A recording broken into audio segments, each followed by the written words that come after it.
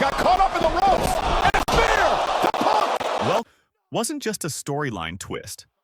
It was one of the most shocking emotional implosions the wrestling world has ever witnessed. It was guilt, the kind that eats away at the soul. Behind those crocodile tears lies the truth about a betrayal so deep it has forever changed how fans view loyalty, honor, and bloodlines in wrestling. A family, torn apart by jealousy and control. For years, Roman Reigns stood as the face of dominance, carrying not just titles but the weight of his family's legacy on his shoulders. To fans, he was the tribal chief. To his family, he was supposed to be a source of pride. But jealousy has a way of hiding behind tradition. The family patriarch, once a symbol of strength and guidance, began to feel overshadowed by Roman's success. In the glare of the spotlight, envy festered. The pride that once united the family turned toxic, and the unthinkable began to unfold.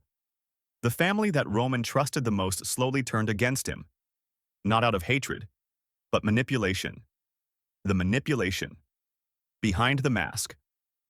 For months leading up to the Paris incident, the seeds of deceit were being planted. Words were twisted, motives distorted. The bloodline was led to believe that Roman's rise to superstardom had come at the cost of his loyalty to the family.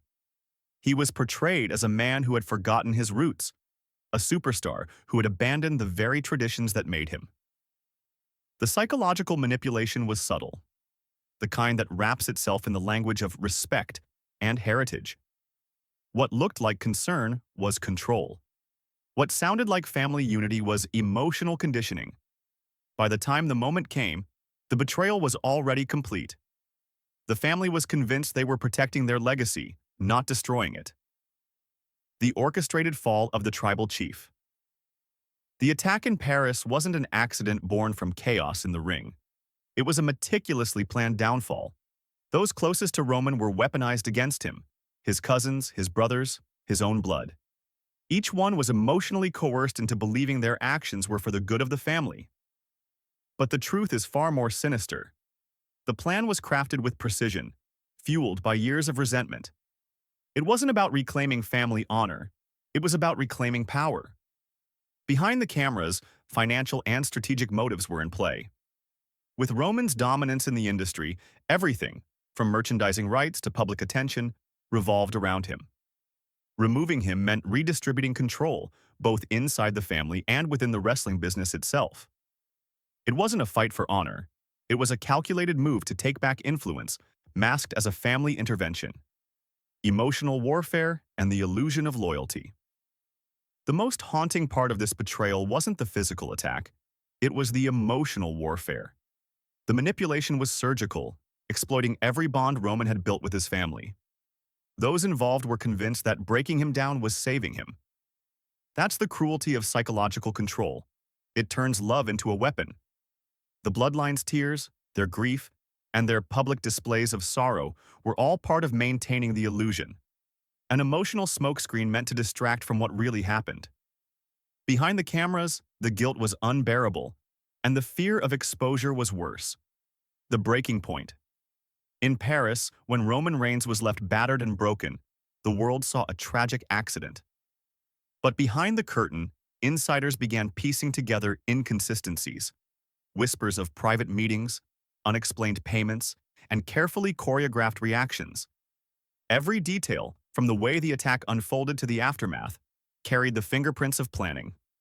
Those who orchestrated the betrayal underestimated one thing: truth has a way of rising, even when buried under layers of loyalty and fear.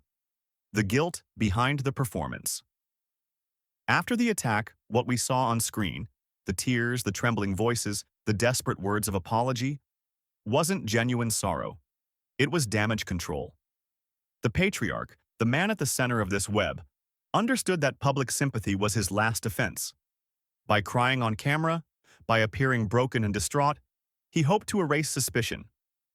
But those who know him best could see through the act. The sorrow wasn't for Roman's suffering.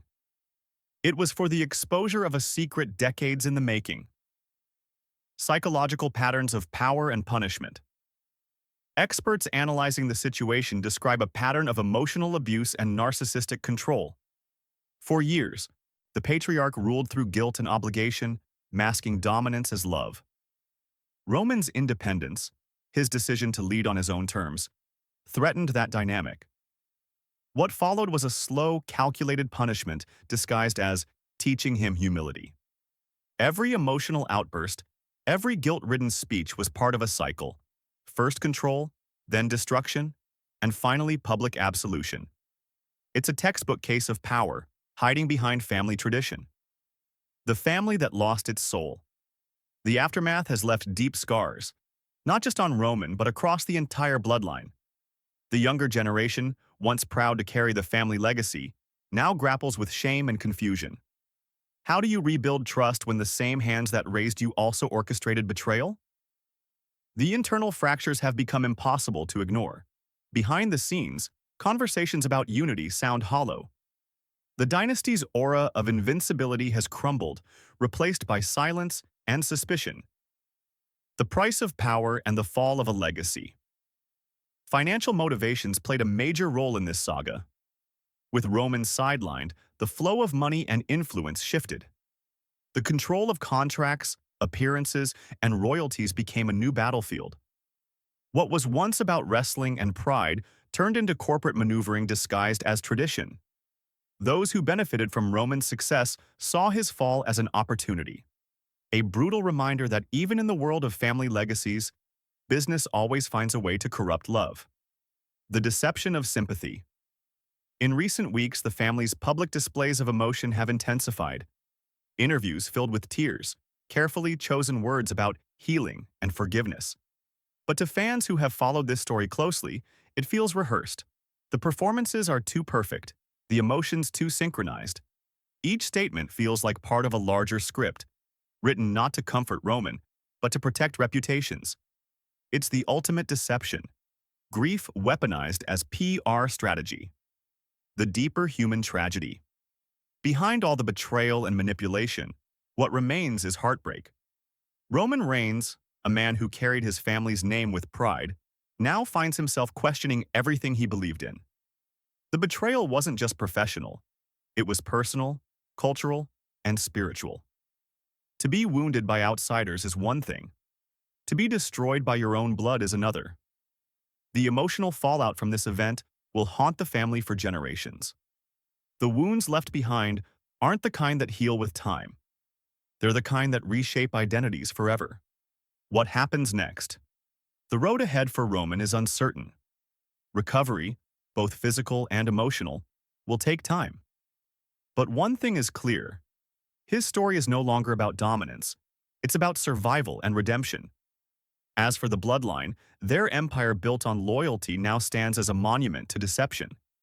The patriarch's influence, once unshakable, is under scrutiny like never before. The wrestling world watches not just for the next match, but for the next confession, the next truth to surface. Conclusion: when blood turns cold. In the end, this isn't just a wrestling storyline. It's a human tragedy disguised as entertainment. It's a reminder that even the strongest families can be torn apart by ego, greed, and jealousy. The Samoan dynasty once symbolized unity and honor. Now it serves as a cautionary tale about what happens when power replaces love. Roman Reigns may recover and rise again, but the scars of betrayal will remain. A constant reminder that sometimes the most painful wounds come not from enemies, but from those who once swore they'd never hurt you.